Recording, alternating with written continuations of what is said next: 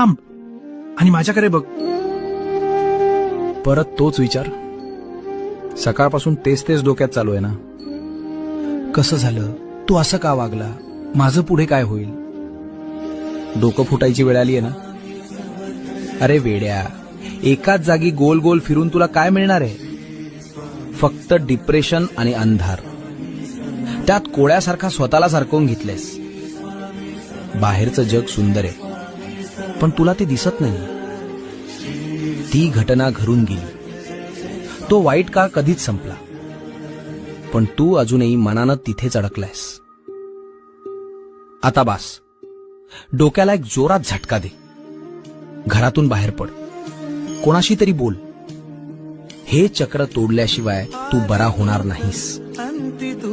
मी तुझ्या सोबत आहे, पण बाहेर पडण्यासाठी पहिलं पाऊल तुलाच टाकावं लागेल.